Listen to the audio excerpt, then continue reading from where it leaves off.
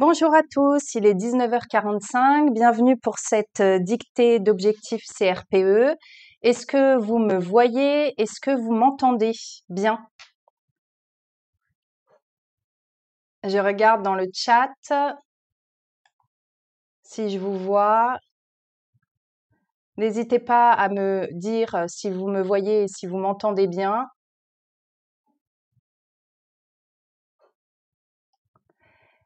Bien, parfait.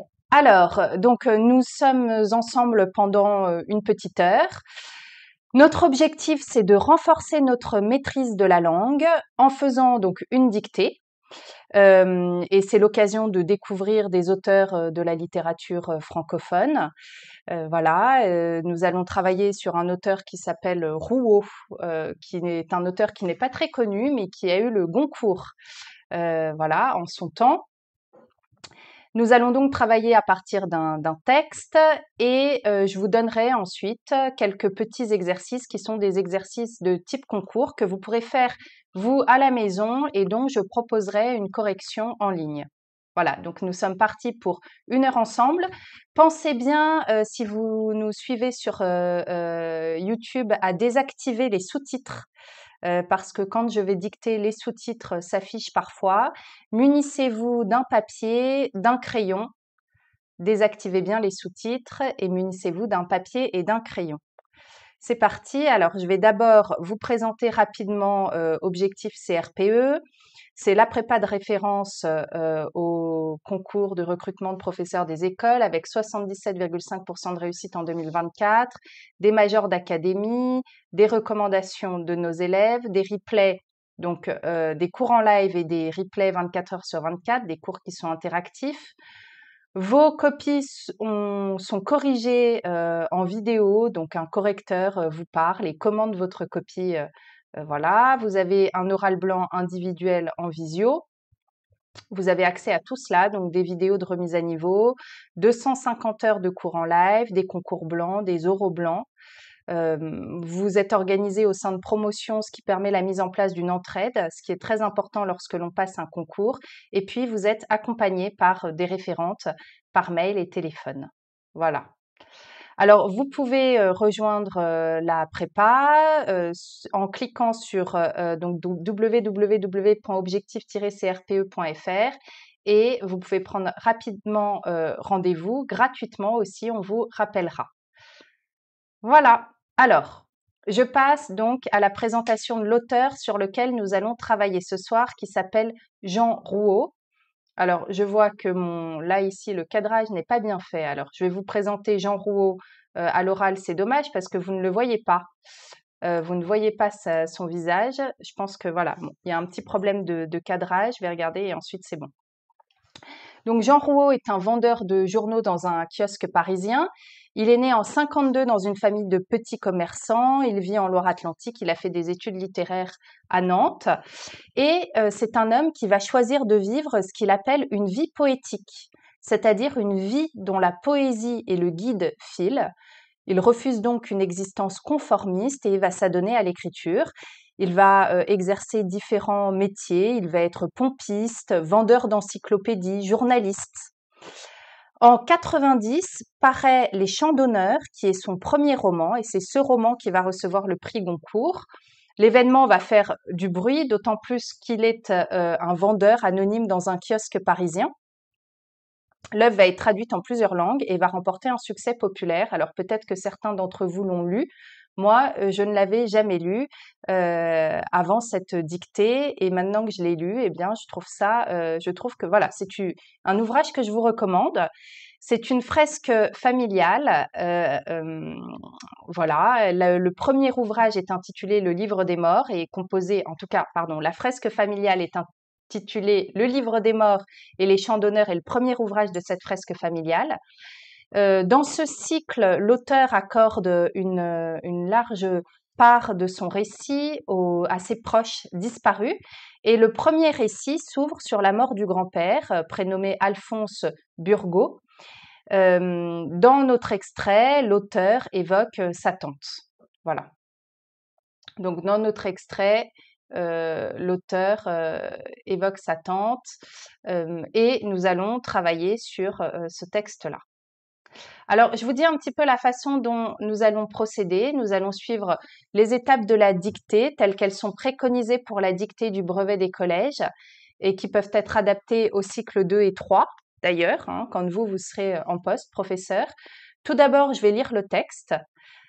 Donc une lecture lente et bien articulée. Vous n'écrivez pas, vous écoutez, vous essayez de repérer les difficultés lexicales, grammaticales, orthographiques. Et puis, je vais ensuite dicter le texte en précisant la ponctuation, en marquant nettement les liaisons, et je relirai une dernière fois et une troisième et dernière fois sans préciser cette fois-ci la ponctuation, mais en marquant toujours les liaisons. Voilà, alors vous allez me dire quand vous êtes prêt et puis je vais commencer à dicter. Dès que vous êtes prêt, vous me le signalez et je commence la dictée. Allez, c'est parti. On y va. Vous avez votre stylo, vous avez votre feuille. Je dicte. Je vois que tout le monde est prêt dans le chat. On y va. Donc, je lis une première fois. Vous n'écrivez pas. Hein, vous écrirez à ma deuxième lecture. Passant dans le jardin. Il suffisait de jeter un coup d'œil par la porte ouverte pour surprendre la tante dans ses activités familières, toujours assise à sa table ou à son bureau, absorbée, cette application dont elle faisait preuve dans la moindre tâche, hormis les travaux ménagers, qu'elle bâclait avec l'impression de perdre son temps. Elle cousait comme elle cuisinait. Ses reprises pour réparer un accroc consistaient à rapprocher les deux bords du trou, à passer un fil et serrer bien fort, ce qui donnait de curieux plis à ses robes. Le jeudi, jour de repos des enfants, était consacré aux bulletins paroissiaux qu'elle préparait et distribuait l'après-midi, maison par maison, avec la même annonce à chaque porte. Voilà le facteur. Et puis elle ajoutait malicieusement du bon Dieu. Et c'est devenu une sorte de mot de passe, le récipiendaire prononçant la fin de la phrase en même temps qu'elle.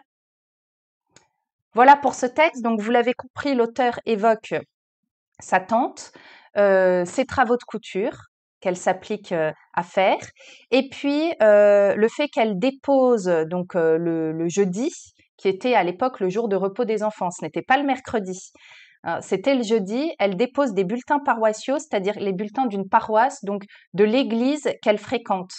C'est une femme qui est catholique et qui vit au début du XXe siècle. Voilà. Donc, je vais procéder maintenant à la dictée effective du texte. Vous allez vous écrire. Je vais préciser à chaque fois la ponctuation et essayer de marquer nettement les liaisons. Je vais essayer de ne ni lire trop vite ni trop lentement. J'espère que ça ira. Passant dans le jardin. Passant dans le jardin, virgule. Passant dans le jardin, virgule.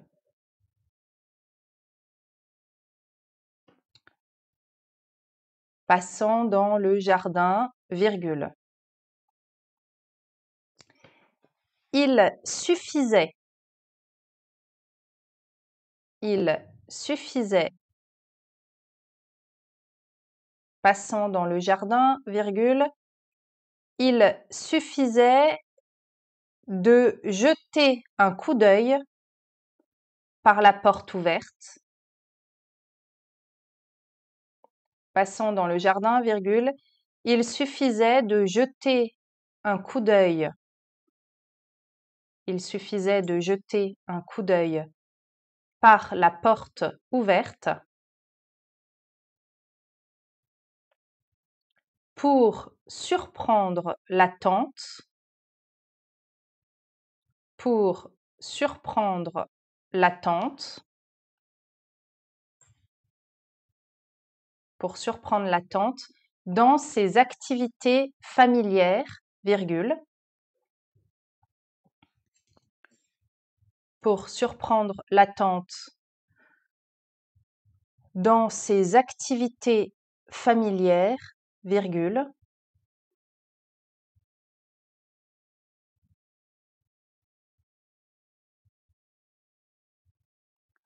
toujours assise à sa table, toujours assise à sa table, toujours assise à sa table ou à son bureau, toujours assise à sa table ou à son bureau, virgule, absorbée, absorbée,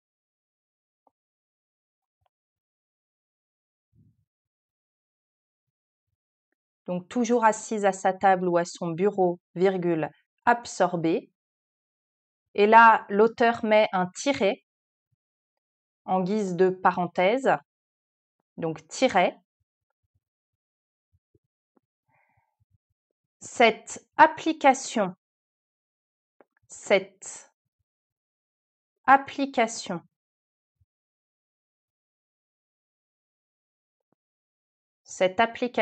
dont elle faisait preuve,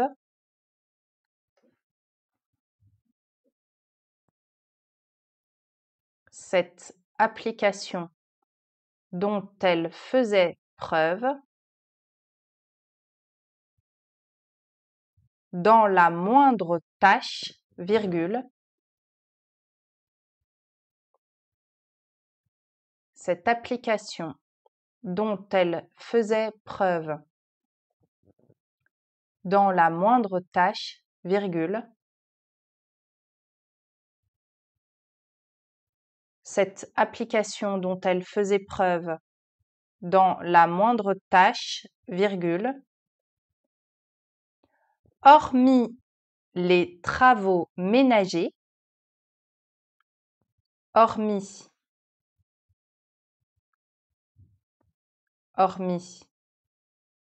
les travaux ménagers, hormis les travaux ménagers, qu'elle bâclait, hormis les travaux ménagers qu'elle bâclait, avec l'impression de perdre son temps, hormis les travaux ménagers qu'elle bâclait, avec l'impression de perdre son temps, point. Avec l'impression de perdre son temps, point.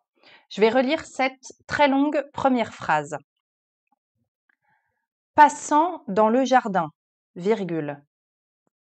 Il suffisait de jeter un coup d'œil par la porte ouverte pour surprendre la tante dans ses activités familières, virgule, toujours assise à sa table ou à son bureau, virgule, absorbée, tiret, cette application dont elle faisait preuve dans la moindre tâche, virgule, hormis les travaux ménagers qu'elle bâclait avec l'impression de perdre son temps.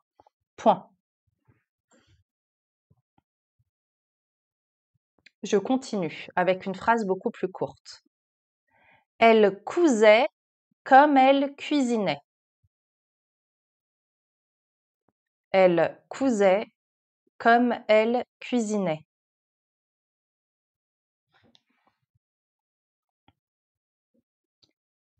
Elle cousait comme elle cuisinait.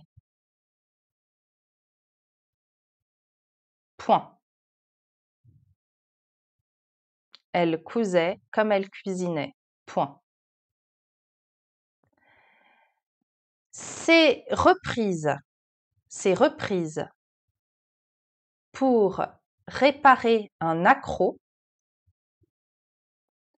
ces reprises pour réparer un accroc, c'est reprise pour réparer un accroc, consistait à rapprocher les deux bords du trou, virgule. C'est reprise pour réparer un accroc, consistait à rapprocher les deux bords du trou, virgule.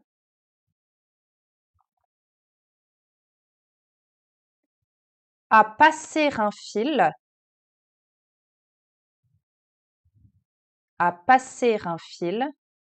et serrer bien fort, virgule. À passer un fil et serrer bien fort, virgule, ce qui donnait de curieux plis à ses robes, point. Ce qui donnait de curieux plis à ses robes, point. Je relis cette phrase.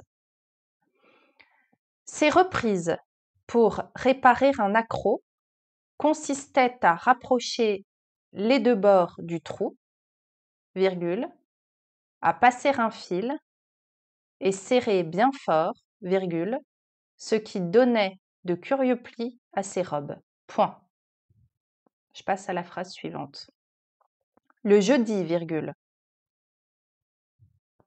Le jeudi, virgule, jour de repos des enfants, virgule.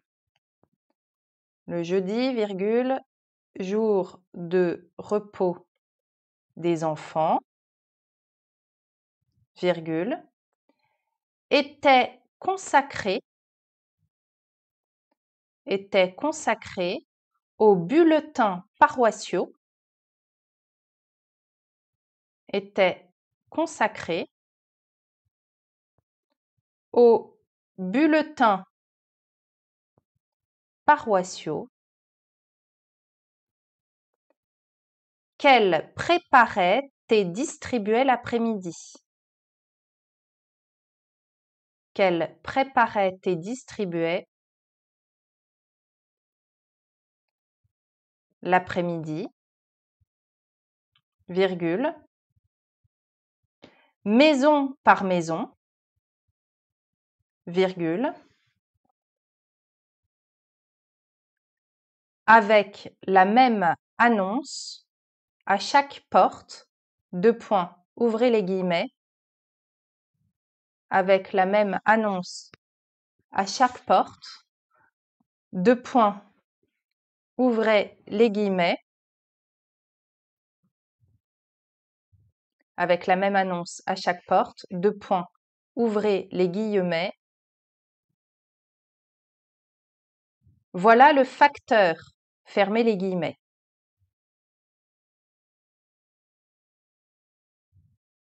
Je relis cette partie de phrase.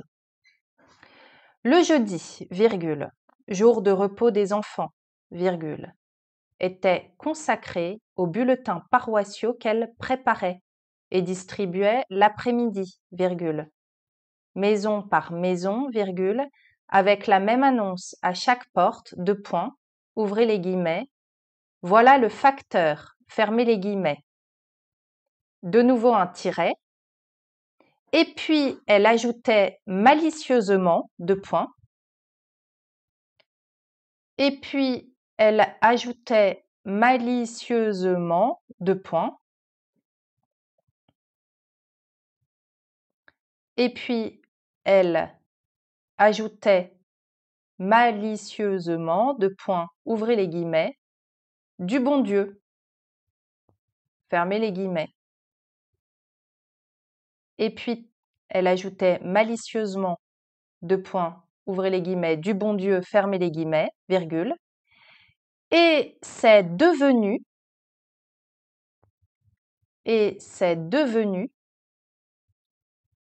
une sorte de mot de passe, virgule. Et c'est devenu une sorte de mot de passe, virgule.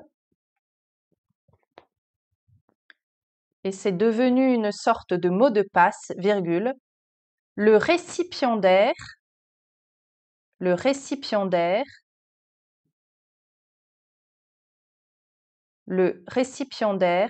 prononçant la fin de la phrase, le récipiendaire prononçant la fin de la phrase en même temps qu'elle. Le récipiendaire prononçant la fin de la phrase en même temps qu'elle. Point. Le récipiendaire prononçant la fin de la phrase en même temps qu'elle. Point. Je vais relire cette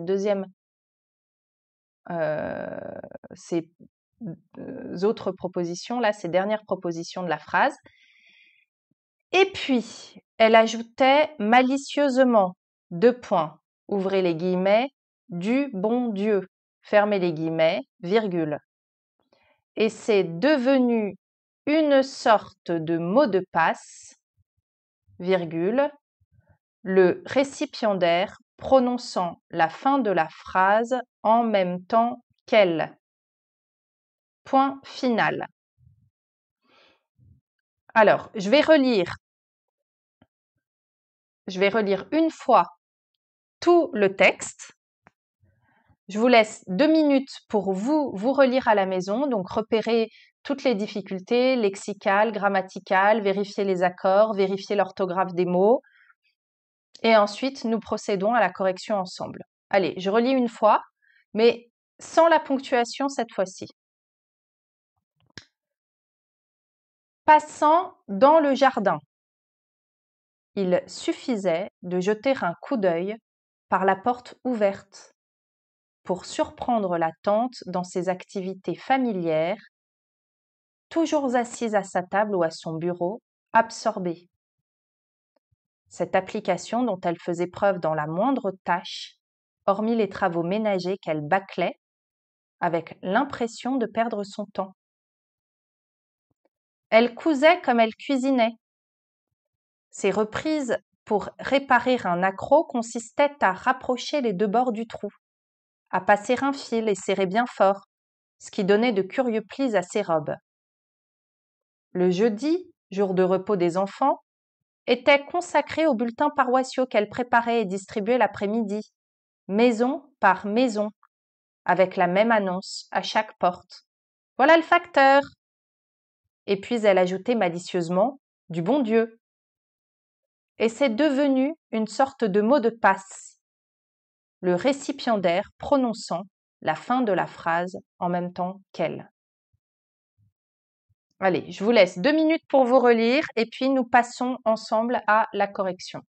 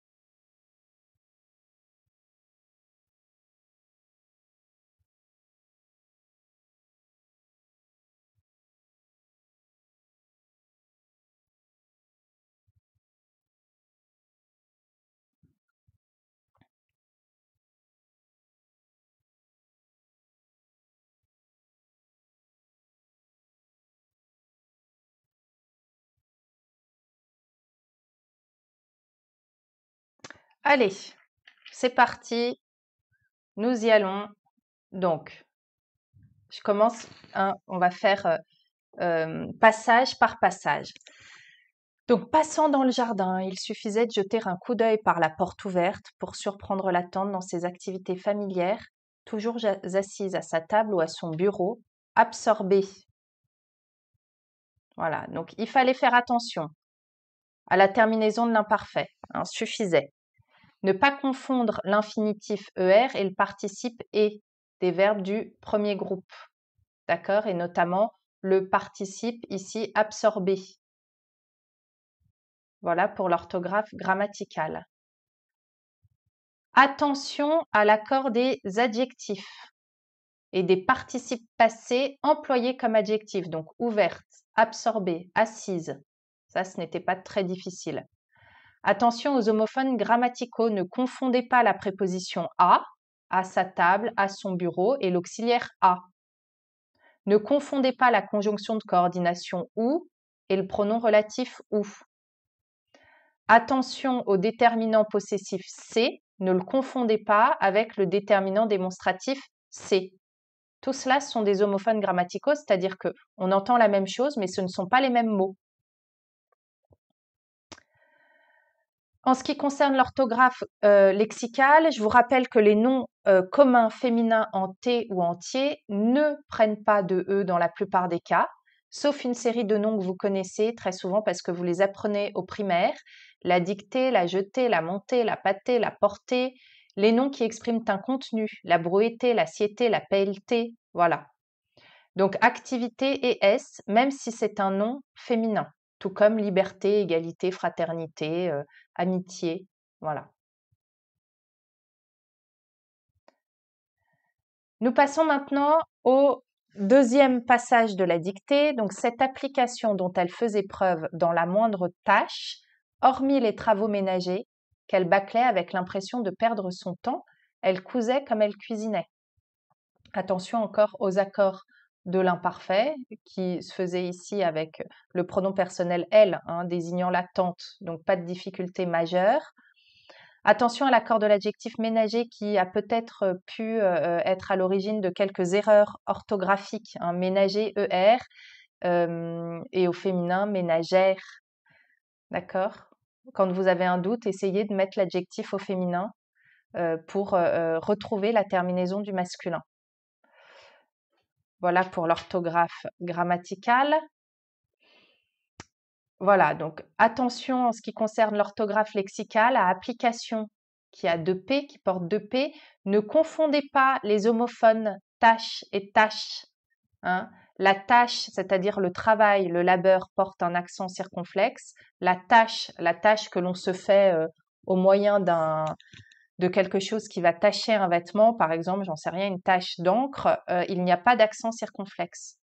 N'oubliez pas l'accent circonflexe à bâclé et hormis s'écrit en un seul mot, H-O-R-M-I-S.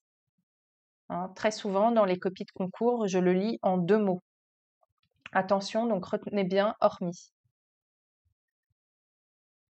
Allez, nous passons maintenant à la troisième phrase. Ces reprises pour réparer un accroc consistaient à rapprocher les deux bords du trou, à passer un fil et serrer bien fort, ce qui donnait de curieux plis à ses robes.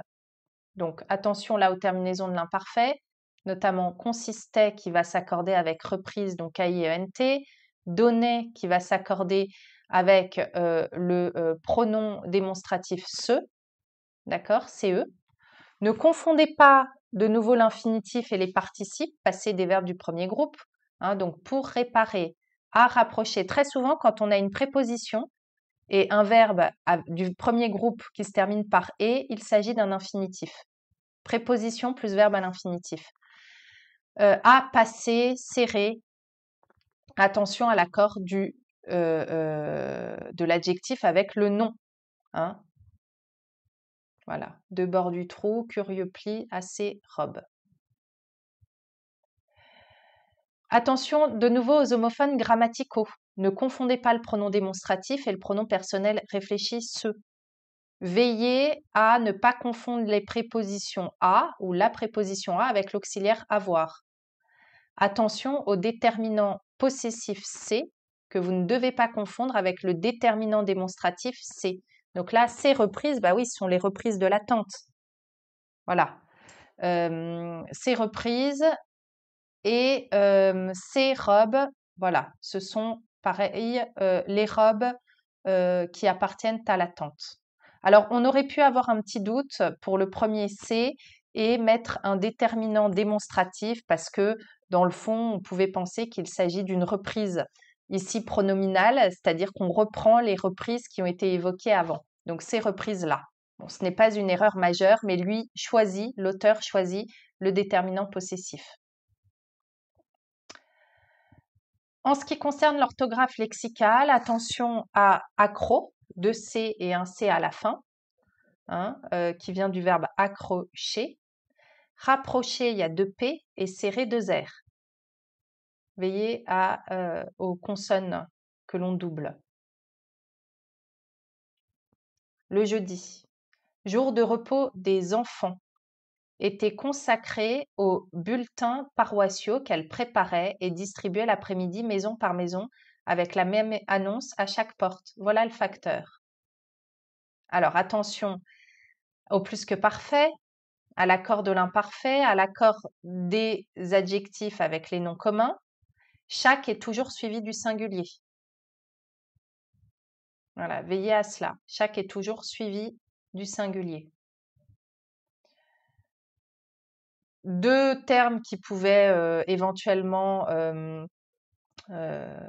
être à l'origine d'une difficulté. Repos est invariable, mais même au masculin singulier apporte un S, et deux L à bulletin. Voilà, pas de difficulté majeure. Et puis elle ajoutait malicieusement du bon Dieu, et c'est devenu une sorte de mot de passe, le récipiendaire prononçant la fin de la phrase en même temps qu'elle. Veillez de nouveau à la terminaison de l'imparfait, à l'accord du participe passé au masculin singulier employé avec l'auxiliaire être. Hein. Et puis au participe présent qui est invariable, donc prononçant. On n'accorde pas les participes présents. On accorde les participes adjectivés comme, j'en sais rien, des jeunes femmes charmantes. On l'accorde parce qu'il est adjectivé.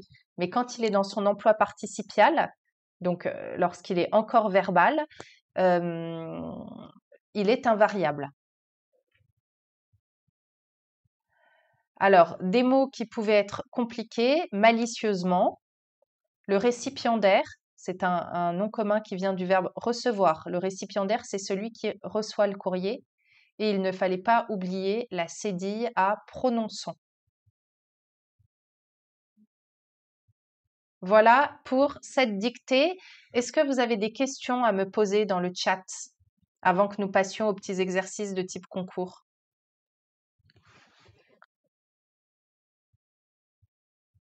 Pourquoi des majuscules? Alors, l'une d'entre vous dans un chat me demande dans le chat pourquoi une majuscule a dû et a Dieu, j'imagine. Parce que c'est comme ça que l'auteur l'a choisi. Alors, on pouvait très bien ne pas mettre de majuscule à dû, même si c'est un ajout, hein, un ajout que fait la tante, donc comme une phrase nominale, si vous voulez. Et Dieu, parce que c'est le Dieu de cette tante qui est catholique, et donc on met une majuscule à ce Dieu-là, monothéiste. Pas de tiret entre bon et Dieu.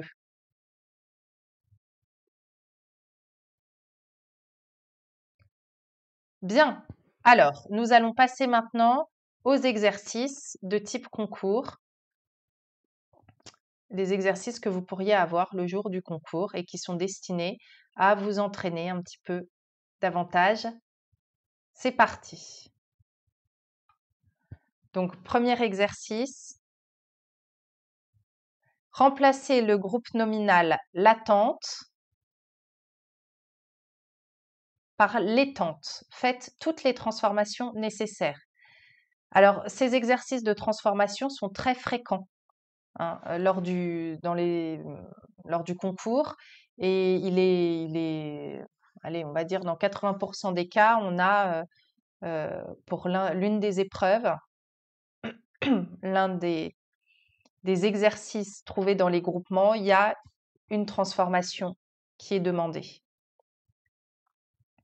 Je vous laisse quelques minutes. Ne recopiez peut-être pas tout, mais seulement les termes transformés. Et ensuite, nous passons à la correction.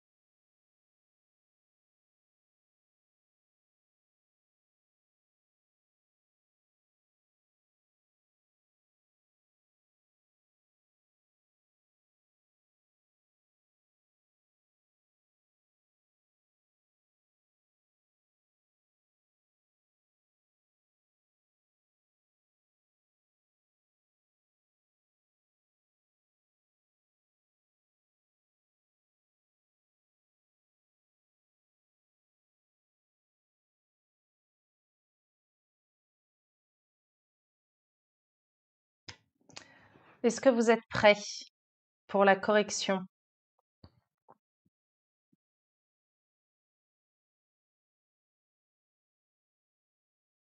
Êtes-vous prêts? Allez, c'est parti, nous y allons. Donc, passant dans le jardin, il suffisait de jeter un coup d'œil par la porte ouverte pour surprendre les tantes dans leurs activités familières, toujours assises à leur table ou à leur bureau. Hein. On va garder table et bureau au singulier parce que chacune a une table et un bureau. Absorbées. Cette application dont elles faisaient preuve dans la moindre tâche, hormis les travaux ménagers qu'elles bâclaient, avec l'impression de perdre leur temps, elles cousaient comme elles cuisinaient. Je vois dans le chat que Jocelyne a fait un sans faute. Bravo. Est-ce que d'autres ont fait un sans faute?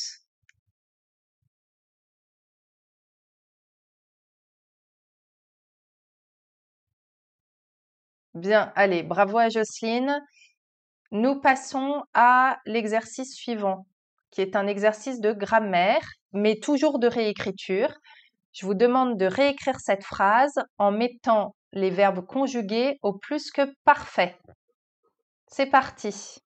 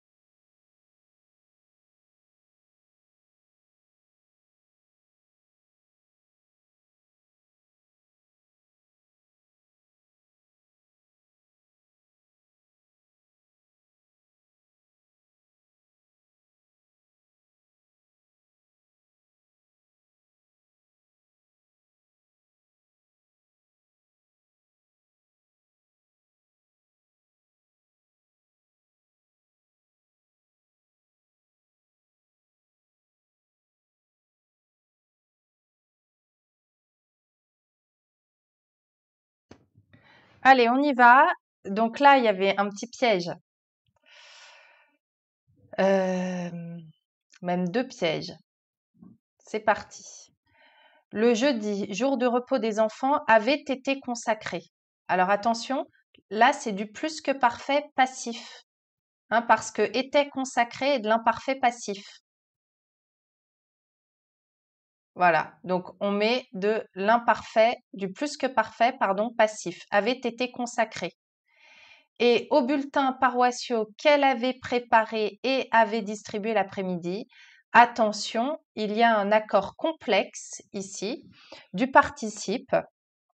Pourquoi? Parce que le participe ici s'accorde avec le COD qui est antéposé. Or, le COD est le pronom relatif QU apostrophe qu'elle avait préparé et avait distribué.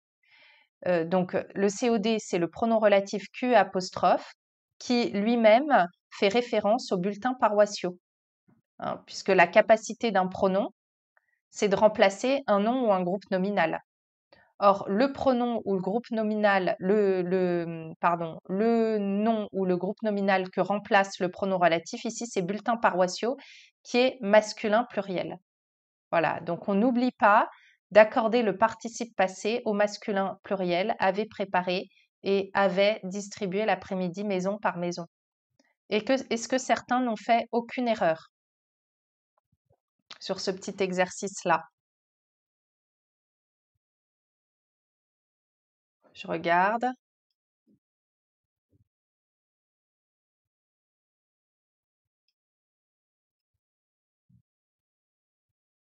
C'est bon? Bon. Allez, erreur sur avait été consacré. OK. Parfait. Allez. Autre exercice très fréquemment trouvé le jour du concours. Délimiter les propositions et préciser comment elles sont reliées entre elles. Je vous laisse de nouveau 5 minutes pour travailler sur cet exercice.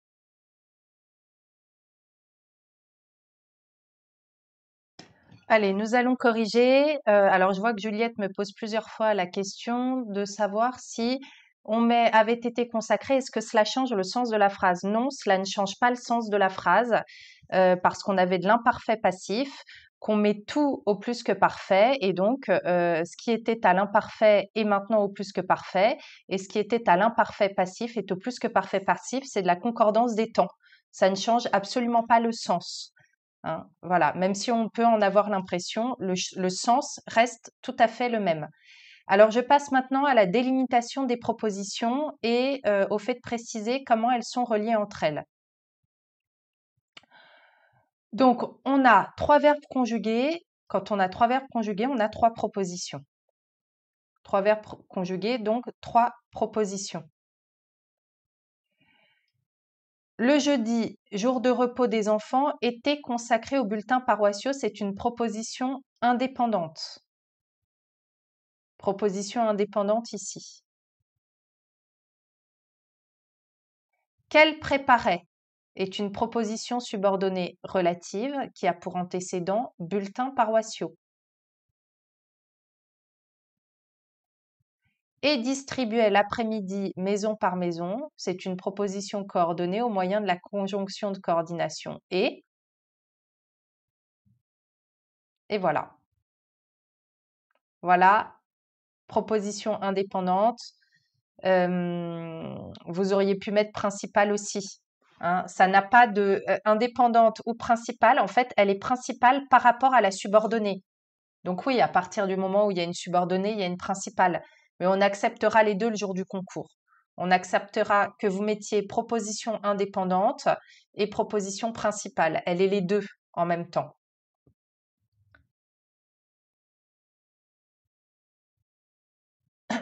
Voilà, c'est une réponse valable.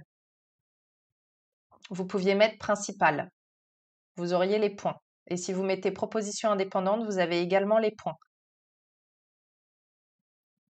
Voilà pour cet exercice sur la délimitation des propositions. On y va. Vous allez maintenant me donner la classe grammaticale et la fonction des mots surlignés. Classe grammaticale ou nature et fonction des mots surlignés, c'est également un exercice qu'on peut vous demander de faire.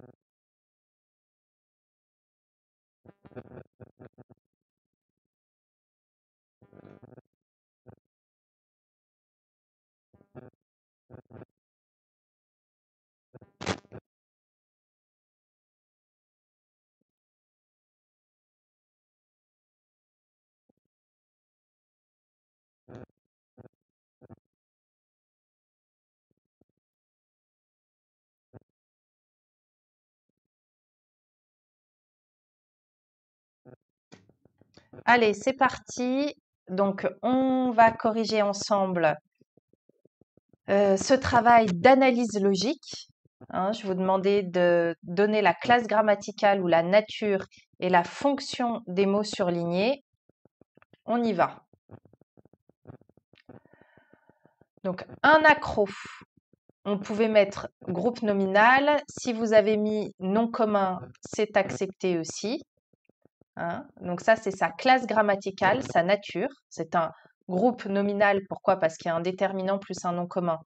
Ou un nom commun tout court, vous pouvez le mettre. Voilà.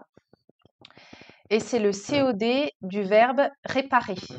Hein. Un verbe à l'infinitif a la possibilité d'avoir un COD parce qu'il conserve toutes ses prérogatives verbales. Donc il peut avoir un COD, il peut avoir un complément.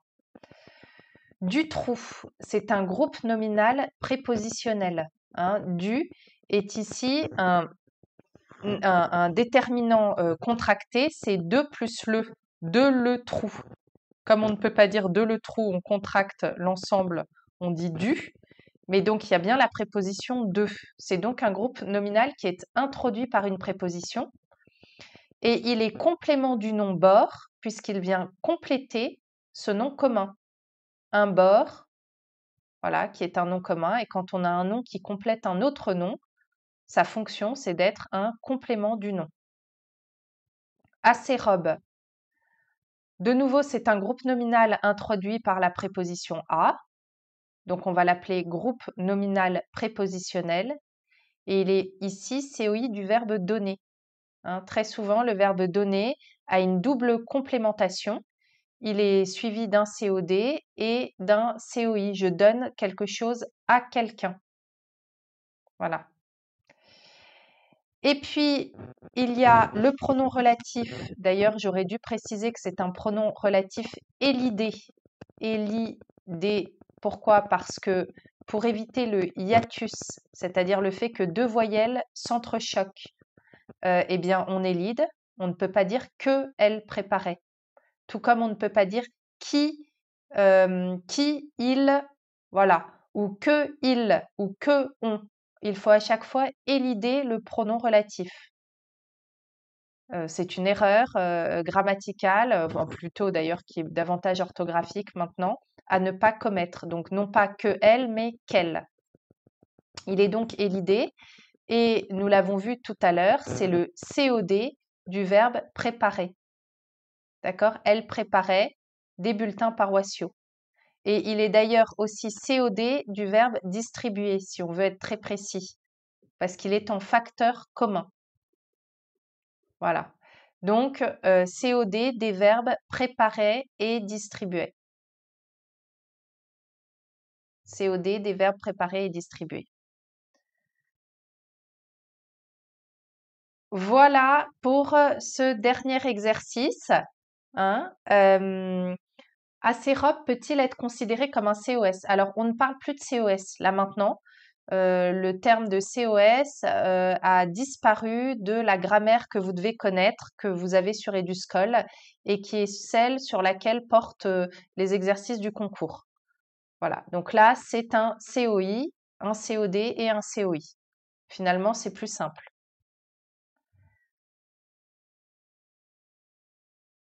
Voilà. Avez-vous d'autres questions avant que nous nous quittions?